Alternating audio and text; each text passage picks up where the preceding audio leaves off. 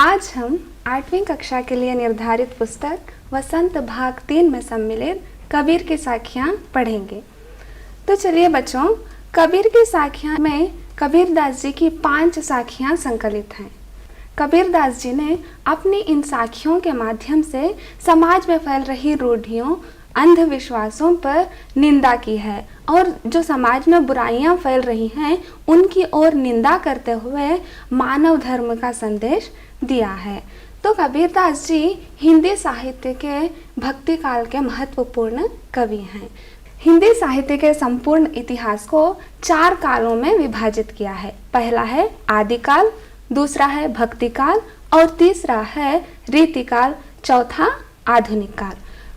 दूसरा काल है भक्ति काल।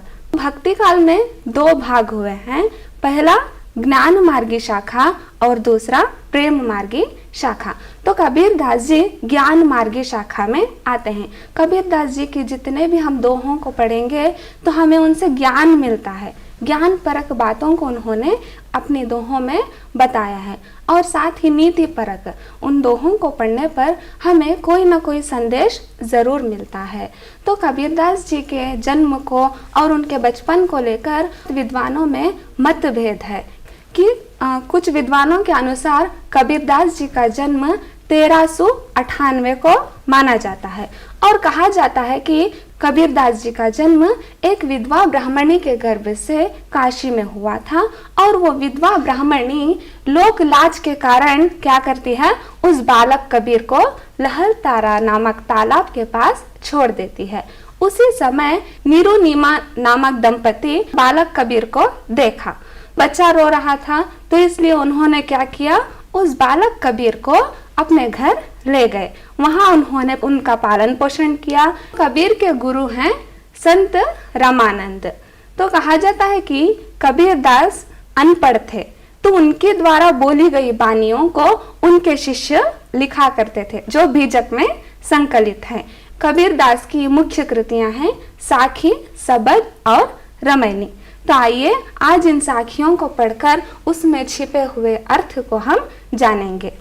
पार्ट 9, कबीर की साखियां। जाति न पूछो साध की, पूछ लीजिए ज्ञान, मोल करो तरवार का, पड़ा रहन दो म्यान। आवत गारी एक है, उलटत होई अनेक, कह कबीर नहीं उलटिए, वही एक की एक। माला तो कर में फिरे, जी भी फिरे मुख माही, मनवा तो दहु दिसी फिरे, यह तो सुमिरन नाही। कबीर घास ना निंदिए, जो पाँव तले होय, उड़ी पड़े जब आँखी मई, खरी दुहेली होय। जग में बैरी कोई नहीं, जो मन शीतल होय, या आपा को डारी दे, दया करे सब कोई। तो यहाँ देखिए, सबसे पहला दोहा में जाति न पूछो साध की, पूछ लीजिए ज्ञान। कबीरदास जी कहते हैं कि जो साधु होते हैं, सज्जन होते हैं, उनसे कभी भी जाति नहीं पूछनी चाहिए, क्योंकि वो लोग जाति की भावना को पीछे छोड़ चुके होते हैं, है ना। साधु संत जो होते हैं वो हमेशा भगवान की भक्ति में लीन रहते हैं। तो इसलिए अगर हम उनसे जाति की बात करें तो यह अच्छा नहीं रहेगा। तो इसलिए पूछ लीजिए ज्ञान, उनसे ज्ञान संबंधी बातें करना चाहिए। उनके पास जो ज्ञान है उसे हमें पाने की कोशिश करनी चाहिए। मोल करो तरवार का, पड़ा रहन दो म्यान। तो यहाँ देखिए, जब हम मान लो कि हम दुकान गए तलवार खरीदने के लिए, तो वहाँ हम मोल किसका करते हैं, तलवार का। म्यान मतलब जो तलवार रखने का जो बस्ता होता है उसे म्यान कहा जाता है। तो हम तलवार खरीदते समय तलवार को महत्व देते हैं ना, तो उसी तरह साधुओं की जाति को छोड़कर उनका ज्ञान महत्वपूर्ण होता है। तो इसलिए उनसे ज्ञान की बातें करके ज्ञान को ग्रहण करना चाहिए। तो इस दोहे में कबीरदास जी ने ज्ञान के महत्व को बताया है। तो अगला दोहा देखिए, आवत गारी एक है, उलटत होई अनेक, कह कबीर नहीं उलटिए, वही एक की एक। आवत गारी एक है मतलब देखिए, कोई हमें गालियां दे दे या कोई हमें अपशब्द कह दे तो हमें उसके बदले उत्तर में अपशब्द नहीं कहना चाहिए। तो कोई हमें अपशब्द कहेगा तो वो एक रहेगा, जब हम उसे दोबारा अपशब्द कहेंगे तो एक के बदले अनेक हो जाएगा, है ना। बुराई का उत्तर बुराई से नहीं देना चाहिए बल्कि अच्छाई से देना चाहिए। यहाँ कबीरदास जी यही कहते हैं, अगर कोई हमें बुरा कहेगा तो उसके बदले हमें बुरा नहीं कहना चाहिए। एक बात कही जाती है कि हमें कांटा चुभ जाए तो उसे कांटे से ही निकालना पड़ता है। ये बात भी ठीक है, लेकिन इस बात का विरोध करते हैं कबीरदास कि अगर हम बुराई को बुराई से ही जवाब देंगे तो बुराइयां और बढ़ती जाएंगी। तो इसलिए उस बुराई को वहीं रोककर बुराई खत्म करने का संदेश इस दोहे में कबीरदास जी देते हैं। तो अगला दोहा देखिए, माला तो कर में फिरे जीबी फिरई मुख माही, मनवा तो दहू दिसी फिरे यह तो सुमिरन नाही।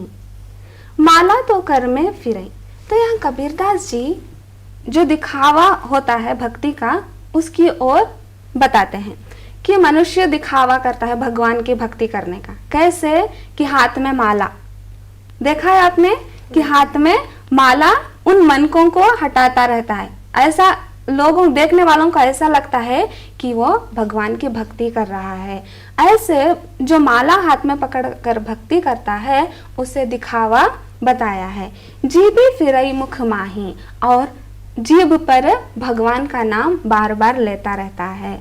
तो ये ऐसी भक्ति को कबीरदास जी दिखावटी भक्ति कहते हैं। मनवा तो दहू दिसई फिरे, लेकिन उन लोगों के पास तो हाथ में माला होता है और मुंह पर भगवान का नाम होता है, लेकिन उनका मन दसों दिशाओं में घूमता रहता है। ऐसी भक्ति सच्ची भक्ति नहीं है। मतलब कबीरदास जी यहाँ यही कहने का प्रयास कर रहे हैं कि भगवान को सच्चे मन से याद करना है, वही सच्ची भक्ति कहलाती है।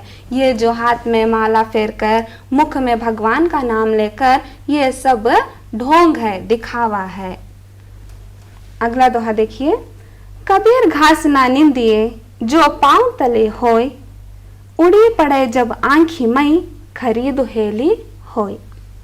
कबीर घास ना निंदिए, कबीरदास जी कहते हैं कि हम रास्ते में जाते समय हमारे पैरों के नीचे घास होती है ना, तो उस घास की निंदा नहीं करनी चाहिए, क्योंकि वो छोटे समझकर, तुच्छ समझकर, नीच समझकर उसकी निंदा नहीं करनी चाहिए। जो पांव तले हुई, वही हमारे पांव के नीचे जो घास होती है उसकी निंदा नहीं करनी चाहिए। उड़ी पड़े जब आंखी मई खरी दुहेली होई, अगर वही घास का टुकड़ा जोर से हवा आने पर हमारी आंख में पड़ जाएगा तो कितना दर्द होता है, कितनी तकलीफ होती है ना। इस दोहे के अनुसार कबीरदास जी यही बताने का प्रयास कर रहे हैं कि संसार में जितनी भी वस्तुएं हैं, है ना, छोटी भी वस्तुएं हैं, बड़ी भी वस्तुएं हैं, तो हर वस्तु का अपना अपना महत्व होता है, चाहे वो छोटी हो चाहे वो बड़ी हो। कई बार ऐसा होता है कि छोटी वस्तु भी बड़ा काम कर देती है। जैसे कि यहाँ बताया है कि घास, हम घास को उतना महत्व नहीं देते, लेकिन जब वही घास अगर हमारे आंखों में पड़ जाती है तो कितना दर्द होता है, ये उस व्यक्ति को ही पता चलता है। तो अगला दोहा देखिए, जग में बैरी कोई नहीं जो मन शीतल होय, या आपा को डारी दे दया करे सब कोई। जग में बैरी कोई नहीं, मतलब यहाँ कबीरदास जी कहते हैं कि इस संसार में कोई किसी का दुश्मन नहीं है। जो मन शीतल होय, तो हमारे मन को हमेशा शांत रखना चाहिए। हम सोचते हैं कि इस संसार में ये हमारा दुश्मन है, ये हमारा दुश्मन है, या आतंक में पड़ जाते हैं। तो इसलिए हमारे इस संसार में कोई भी हमारा दुश्मन नहीं है, इसलिए यह सोचकर हमारे मन को शांत रखना चाहिए। या आपा को डारी दे, आपा मतलब अहंकार, हमारे मन में जो अहंकार है उसे हमें त्याग देना चाहिए। दया करे सब कोई, अगर हमारे मन में जो अहंकार है, जो घमंड है, उसे त्याग देंगे तो सब लोग हम पर दया करेंगे। तो कबीरदास जी यहाँ यही कहते हैं कि मनुष्य अगर अपने मन में जो घमंड है, जो अहंकार है, उसे त्याग देगा तो सब लोग हम पर दया करेंगे। तो इसलिए हमेशा हमारे मन को स्वच्छ और पवित्र रखना चाहिए।